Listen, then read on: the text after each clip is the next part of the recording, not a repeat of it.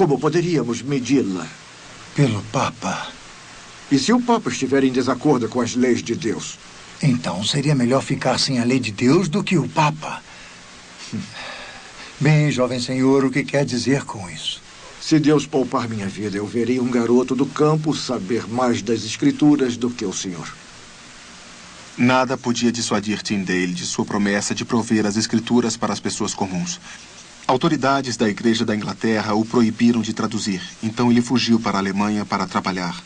Suas traduções eram contrabandeadas de volta para a Inglaterra. Quando ele estava com 40 anos de idade, ele foi traído, capturado e posto em julgamento por heresia. Cuidado! Fuja! Fuja! Sua única defesa eram as Escrituras, o livro a que tinha devotado sua vida. E quinto, você afirma que nem a Virgem, nem os santos devem ser invocados por nós. Como responde? Respondo assim, com a consciência limpa diante de Deus e do homem, de que eu nunca mantive, afirmei, declarei ou asseverei nada contrário ao significado das Sagradas Escrituras de Deus. E assim sozinho permaneço. Tyndale foi condenado e sentenciado à morte. Antes de morrer, ele proferiu uma simples oração. Senhor, abre os olhos do rei da Inglaterra. Tyndale foi executado em 1536. No ano seguinte, o rei Henrique VIII autorizou o uso da Bíblia na Inglaterra entre as pessoas comuns. A maior parte da Bíblia inglesa foi o trabalho de Tyndale. Isto proveu a base para a reforma na Inglaterra. E isto foi o notável cumprimento da oração de Tyndale na hora da morte. A palavra se espalha. O advento da máquina impressora tornou possível a difusão da Bíblia como nunca antes. Mas isso não aconteceu de uma só vez. Essa Bíblia em galês pertenceu a uma jovem garota, Mary Jones. No verão de 1800, Mary Jones saiu da sua casa no povoado de Welsh, em Llanfihangel, para andar 40 quilômetros até Bala, ao norte de Wales. Ela foi sozinha. A maior parte do caminho descalça, para poupar seus sapatos. Sua caminhada foi feita pela zona rural. Nada poderia detê-la. Nem mesmo a tempestade que se aproximava.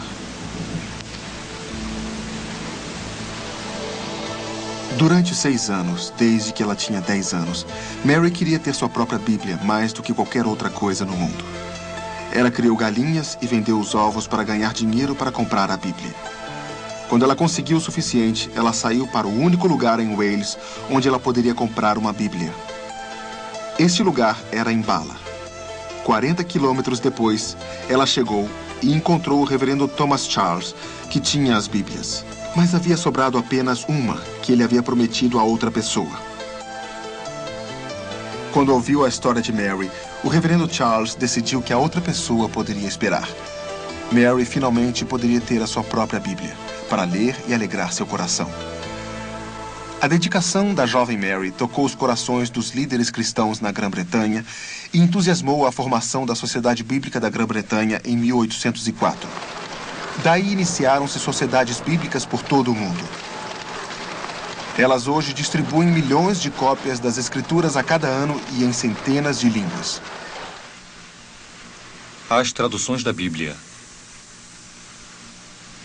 Nos primeiros tempos, os crentes tinham o desejo das Escrituras em suas línguas maternas. Durante séculos, a tradução da Bíblia foi lenta.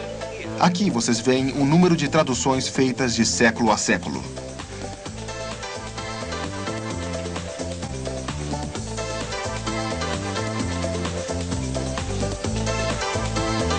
Mas agora, olhem o que tem acontecido nos últimos 200 anos. Existem partes da Bíblia em cerca de 2.000 línguas.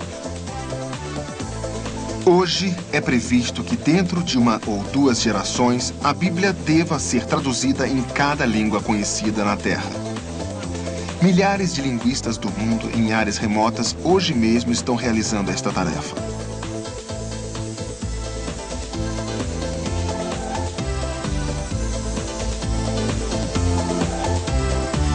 A influência da Bíblia. A Bíblia tem mudado radicalmente inúmeras vidas. Isso pode ser visto através da história de várias pessoas de diversas culturas e conhecimentos. Agostinho, nascido no norte da África no ano 354, foi um brilhante estudante. Ele procurou seguir os filósofos populares da sua época. Vivia com uma mulher que não era sua esposa e teve um filho que não era de seu casamento. Um dia, ele leu as Escrituras e sua vida foi transformada. Ele devotou-se inteiramente a Deus.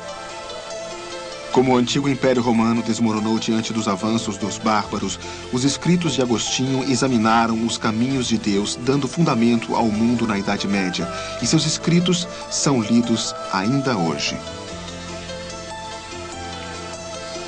São Francisco de Assis, na Itália, era filho de um rico mercador.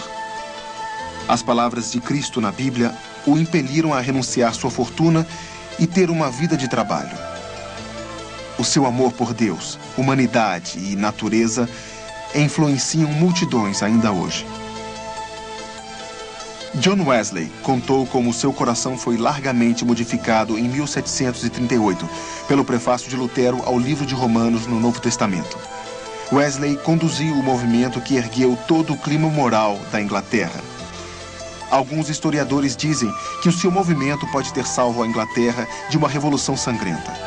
Billy Graham, um garoto de uma fazenda na Carolina do Norte, nunca tinha ouvido nada sobre igreja ou religião.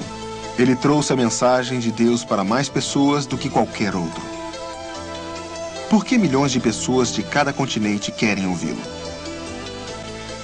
A mensagem do Sr. Graham sempre foi baseada na Bíblia. A palavra de Deus subsiste eternamente. Seca-se a erva e caem as flores, mas a palavra de Deus subsiste eternamente, diz a Bíblia em Isaías 40. Esse livro, eu creio, foi revelado por Deus ao homem. É o nosso guia, é a nossa bússola na vida. E Deus disse, a palavra de nosso Deus subsiste eternamente.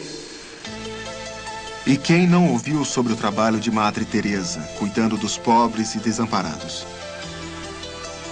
Ela disse que seu trabalho é baseado nas palavras de Cristo, no Evangelho de Mateus, capítulo 25, onde Cristo diz que nós o ministraríamos quando cuidássemos do faminto, do pobre, do nu, do doente.